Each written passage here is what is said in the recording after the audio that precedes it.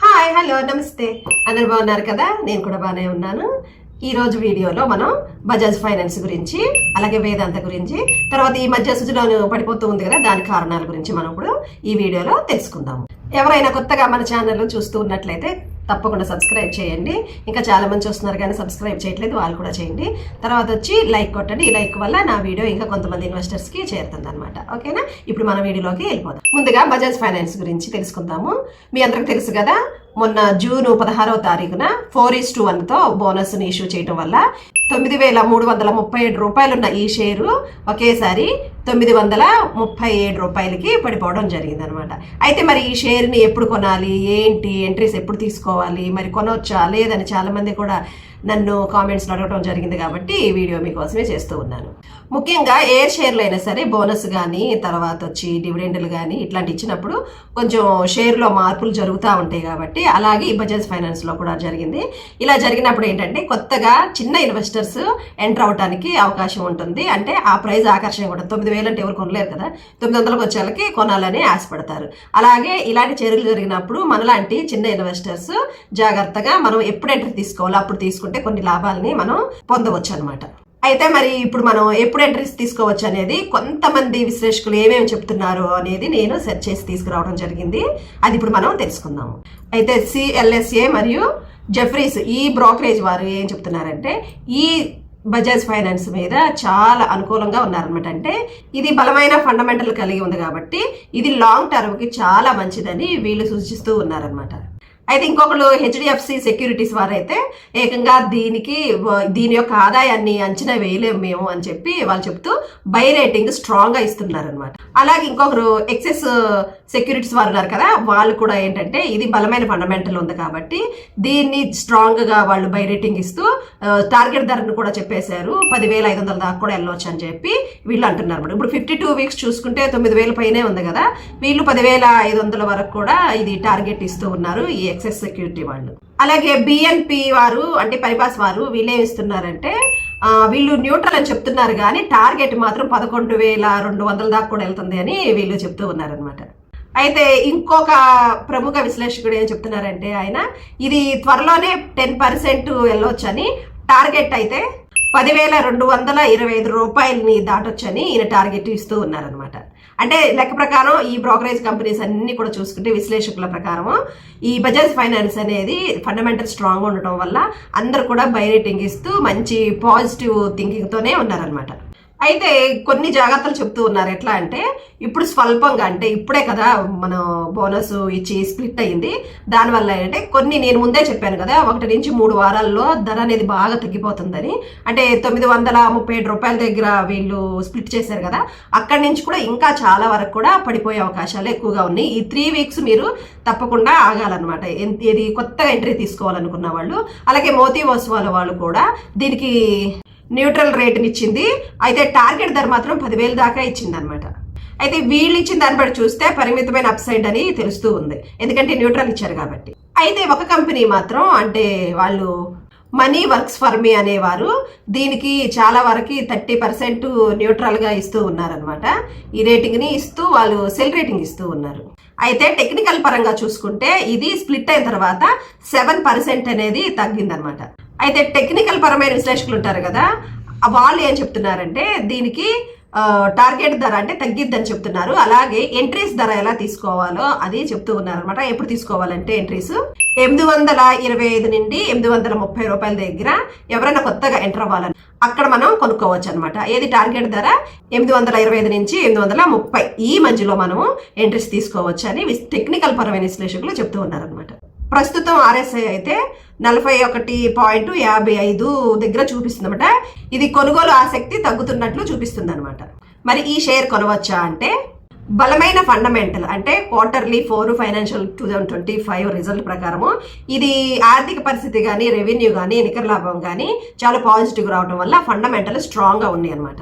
అయితే వాల్యుయేషన్ కొంచెం అధికంగా ఉందన్నమాట. దీనివల్ల ఏంటంటే మిడ్ టర్మ్లో కొంచెం రిటర్న్స్ అనేవి చాలా తక్కువగా వస్తాయి.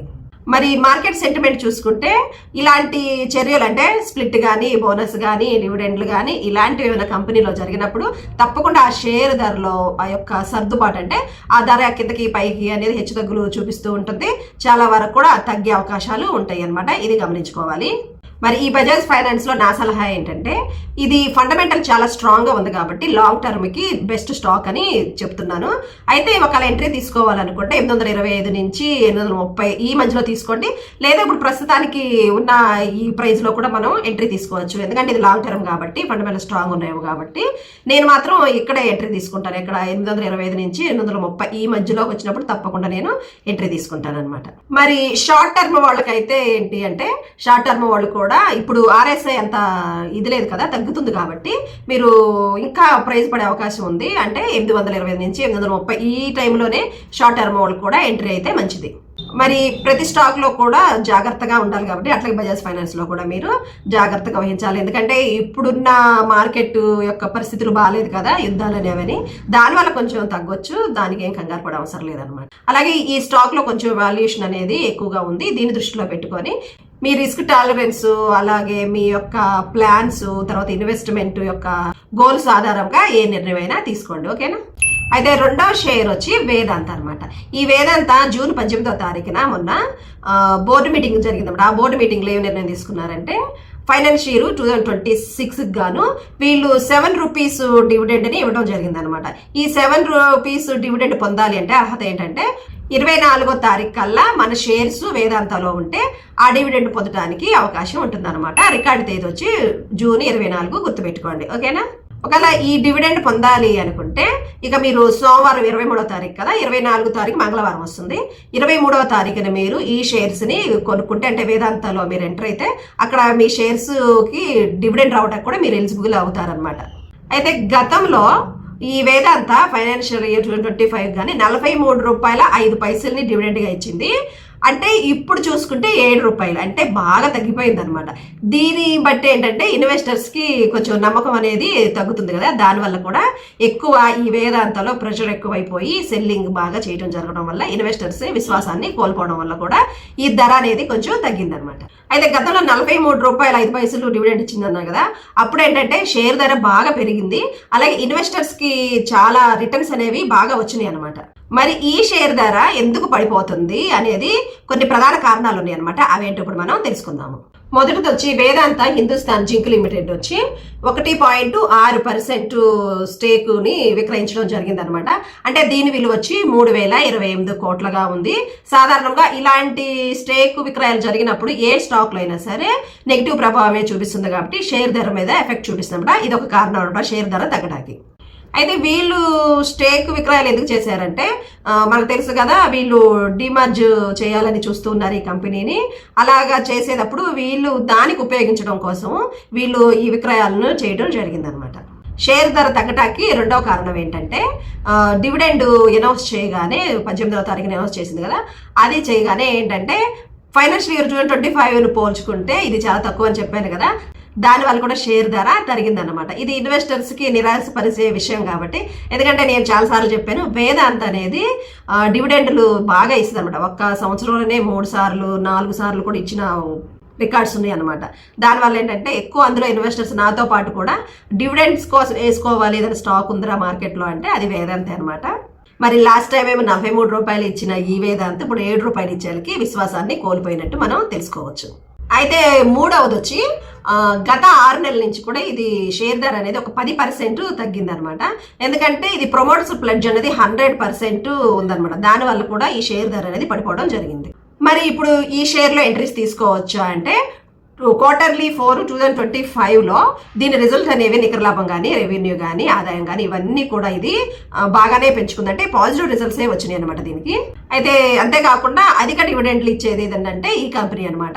దానివల్ల ఏంటంటే డివిడెండ్లు కావాలి అనుకున్న వాళ్ళు ఎక్కువ ఈ వేదాంతలో ఎంట్రీస్ తీసుకోవచ్చు అనమాట.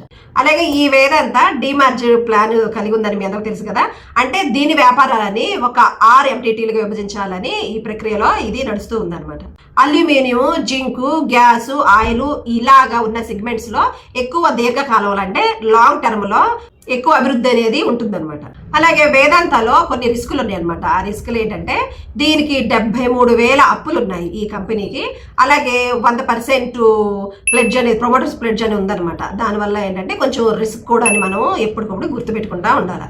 ఈ వేదాంత యొక్క పిఈ రేషియో అయితే బాగుంది, కానీ ఓవర్ వాల్యుయేషన్ లో ఉండడం వల్ల కొంచెం జాగ్రత్తగా ఉండాలని విశ్లేషకులు సూచిస్తూ ఉన్నారు. అయితే దీని ఆర్ఎస్ఐని బట్టి కొంచెం షార్ట్ టర్మ్ లో వాళ్ళు మాత్రం జాగ్రత్తగా ఉండాలని మనకి ఇక్కడ తెలుస్తూ ఉంది అనమాట. అయితే విశ్లేషకులు బయింగ్ రేట్ ఇస్తూ ఉన్నారు. అంటే వాళ్ళు ఏమేమి చెప్తున్నారంటే ఒక 15 మంది వరకు 11 మంది అయితే బయింగ్ రేట్ ఇస్తూ ఉన్నారు, ఒక 4 మాత్రం హోల్డ్ రేటింగ్ ఇస్తున్నారు, ఒకళ్ళు మాత్రం సెల్లింగ్ రేట్ ఇస్తూ ఉన్నారనమాట. మరి టార్గెట్ ధరలు చూద్దాము. సిఎల్ఎస్ఏ వాళ్ళైతే 530 రూపాయలు అంటే 530 రూపాయలు వరకు కూడా వెళ్ళొచ్చు అని వీళ్ళు చెప్తూ ఉన్నారు.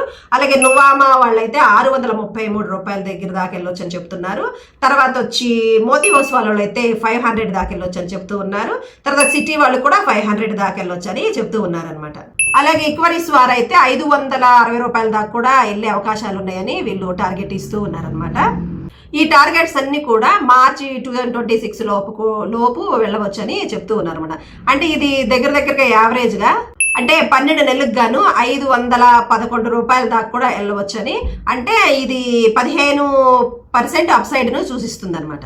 అయితే లాంగ్ టర్మ్ కి ఎవరైనా ఎంట్రీస్ తీసుకోవాలి అనుకుంటే 430 నుంచి 440 ఈ మధ్యలో మనం ఎంట్రీస్ తీసుకోవచ్చు అనమాట. ఎవరైనా సరే ఈ డిప్ లో కొనుక్కుంటేనే మనకి లాభాలు వస్తాయి. ప్రజెంట్ ప్రైస్ నుంచి కాకుండా ఈ 430 నుంచి 440 రూపాయలు ఈ మధ్యలో మనం డిప్ లో కొనుగోలు చేస్తే చాలా మంచిది. రిటర్న్స్ కూడా పొందే అవకాశాలు ఎక్కువగా ఉంటాయి.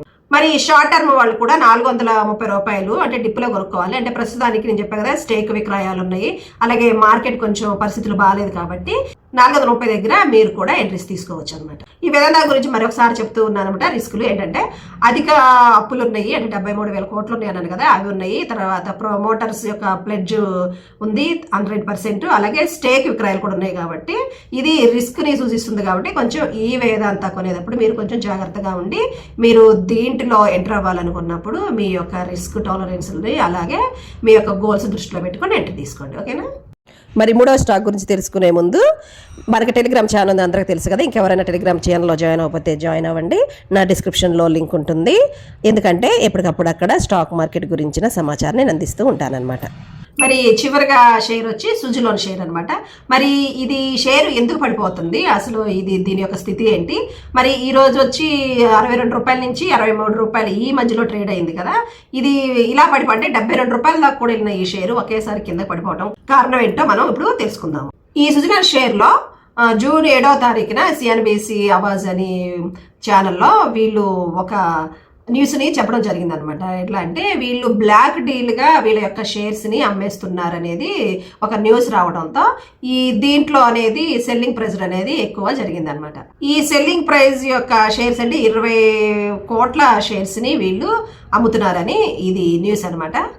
అలాగే సుజులోన్లో మొన్న జూన్ 16వ తారీఖున దీని యొక్క రిజల్ట్స్ వచ్చినాయి కదా. రిజల్ట్ అనేవి పాజిటివ్ కంటే 13% బాగా పెరిగినాయి అనమాట. దాన్ని పెరగడం వల్ల కూడా ఈ ఇన్వెస్టర్స్ ఉంటారు కదా, వాళ్ళ యొక్క ప్రాఫిట్ని బుక్ చేసుకోవడం వల్ల ఈ షేర్ ధర అనేది పడిపోవడం జరిగింది. ఇది రెండవ కారణం. ఇలా షేర్ ఒకసారి ఇలా పెరిగినప్పుడు ఇన్వెస్టర్స్ అందరూ ప్రాఫిట్ బుక్ చేసుకుని వెళ్ళిపోతారు కదా. మళ్ళీ ఇది ఎప్పుడు పెరిగిద్ది అంటే ఏదైనా కొత్త ఆర్డర్ వచ్చినప్పుడు మళ్ళీ ఊపందుకునే అవకాశాలు ఉంటాయి అనమాట. ఏ షేర్ అయినా అంతే. అలాగే మూడో కారణం ఏంటంటే కొంతమంది బ్రోకరేజ్ కంపెనీస్ వారు ఉంటారు కదా, వాళ్ళు ఏం చేశారంటే దీని యొక్క టార్గెట్ ధరను తగ్గించేశారు. ఈ తగ్గించడం వల్ల ఏంటంటే సాధారణంగా ఇలాంటివి జరిగినప్పుడు సెల్లింగ్ చేసేస్తూ ఉంటారు అనమాట.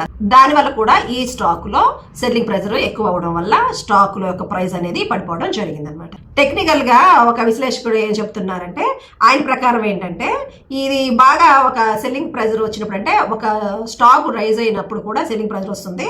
కానీ ఈ స్టాక్ లో మాత్రం ఫండమెంటల్ గా చూసుకున్నా కానీ తర్వాత టెక్నికల్ గా చూసుకున్నా కానీ ఇది బుల్లిష్ లో ఉందని ఆయన చెప్తూ ఉన్నారనమాట. అంటే ప్రస్తుతానికి ఈ ధర వచ్చి 62 రూపాయల నుంచి 63 రూపాయల దగ్గర ఈ మధ్యలో ట్రేడ్ అవుతుంది కదా. అంటే 52 వీక్స్ వచ్చేమో 86 రూపాయలు ఉంది. అంటే దానికి చూసుకుంటే ఒక 25% తక్కువలో ఉందని అర్థం అనమాట. ఇప్పుడు మరి ఆర్థిక పరిస్థితి అంటే ఫైనాన్షియల్ పనితీరు ఎలా ఉందో మనం చూద్దాము. Q4 ఫైనాన్షియల్ ఇయర్ 2025 రిజల్ట్స్ ప్రకారం అయితే ఇది నికర లాభం రెవెన్యూ అన్ని పెంచుకుందనమాట. అంటే దీని యొక్క ఆదాయము 10,850 కోట్లకి చేరిందనమాట. అయితే దీనికి ఆర్డర్ బుక్స్ అనేవి రికార్డ్ స్థాయిలో ఉంది. 5.6 గిగావాట్స్ యొక్క ఆర్డర్ ఉందన్నమాట ఇది విండ్ ఎనర్జీకి. దీనివల్ల ఏంటంటే ఈ రికార్డ్ స్థాయిలోనే దీని యొక్క ఆర్డర్స్ ఉన్నాయంటే బలమైన ఫ్యూచర్ని మనకి చూపిస్తుంది. అంటే లాంగ్ టర్మ్ ఇన్వెస్టర్స్కి మంచి రిటర్న్స్ తెచ్చే అవకాశాలు ఎక్కువగా ఉన్నాయన్నమాట సుజలాన్ షేర్లో. ముఖ్యంగా ఏంటంటే దీనికి ఇంతకు ముందు అప్పులు ఉంటాయి కదా, అప్పులు చాలా వరకు తగ్గించేసుకుంది. అంటే ఫైనాన్షియల్గా చాలా బలంగా ఉందని ఇక్కడ తెలుస్తుంది. విశ్లేషకులు అయితే బయింగ్ రేటింగ్ ఇస్తూ ఉన్నారు. అలాగే 70 రూపాయల నుంచి 80 రూపాయల దగ్గర కూడా వెళ్ళే అవకాశాలు ఉన్నాయని వాళ్ళు గట్టిగా చెప్తూ ఉన్నారనమాట. అయితే లాంగ్ టర్మ్కి అయితే అసలు ఆలోచించాల్సిన పనే లేదు, ఎందుకంటే ఫండమెంటల్ బలంగా ఉంది. అలాగే ఆర్డర్స్ అనేవి చాలా ఎక్కువగానే ఉన్నాయని చెప్పాను కదా, రికార్డ్ స్థాయిలో ఉన్నాయి అనమాట. అలా ఉండడం వల్ల ఏంటంటే లాంగ్ టర్మ్ వాళ్ళు ఇప్పుడు కూడా ఎంట్రీస్ తీసుకోవచ్చు, లేదా 60 రూపాయల నుంచి 62 రూపాయలు ఈ మధ్యలో ఎంట్రీస్ తీసుకోవడం చాలా మంచిది అనమాట. ఎప్పుడైనా డిప్లో కొనుక్కుంటేనే మనకి రిటర్న్స్ అనేవి కొంచెం లాభంలో తెచ్చిపెడుతూ ఉంటుంది. అయితే షార్ట్ టర్మ్కి అయితే కొన్ని రోజులు ఈ ధరలో మార్పులు అనేవి హెచ్చుతగ్గులు అనేవి ఉంటాయి అనమాట. అయితే మీరు ఎక్కడ తీసుకోవచ్చు అంటే 60 రూపాయల దగ్గర మనం ఎంట్రీస్ తీసుకోవచ్చు షార్ట్ టర్మ్ కోసం అయితే, ఎందుకంటే అక్కడ సపోర్ట్ లెవెల్స్ అనేవి ఉన్నాయని విశ్లేషకులు సూచిస్తూ ఉన్నారు. ఈ సుజలాన్ షేర్లో మనం రిస్క్ని ఒకసారి మీకు గుర్తు చేస్తూ ఉన్నాం అనమాట. ఏంటంటే ఇందులో స్టేక్ విక్రయాలు జరుగుతాయి, అలాగే పి రేషియో అనేది చాలా అధికంగా ఉంది కాబట్టి కొంచెం జాగ్రత్తగా వహించాలన్నమాట. మరి నేను చెప్పిన ఈ విషయాలన్నీ కూడా మీరు ఎక్కడన్నా చక్కగా బుక్లో రాసుకోండి. మంచి స్టాక్ అనమాట ఈ 3 కూడా. మీరు ఎంట్రీస్ లెవెల్స్ అవన్నీ రాసుకుని దీంట్లో మంచిగా మీ యొక్క సొంత అనాలిసిస్ ద్వారా కూడా, లేదా ఎవరైనా మీకు తెలిసిన ఆర్థిక సలహాదారులను కూడా సంప్రదించి మీరు ఇన్వెస్ట్మెంట్ ప్లాన్స్ని చేసుకోండి, ఓకేనా? అలాగే మరి నేను నెక్స్ట్ వీడియోలో ఇంకొక సబ్స్క్రైబర్ ఆయన యొక్క పోర్ట్ఫోలియో ఈమెయిల్కి పంపడం జరిగిందనమాట. ఆ వీడియోతో మీ ముందుకు నేను ఆదివారం వస్తానన్నమాట, ఓకేనా? మరి ఈ వీడియో కనుక మీకు నచ్చుంటే షేర్ చేయండి, లైక్ చేయండి, కామెంట్ చేయండి. మరొక వీడియోతో మీ ముందుకు వస్తాను. అంతవరకు సెలవు, నమస్తే.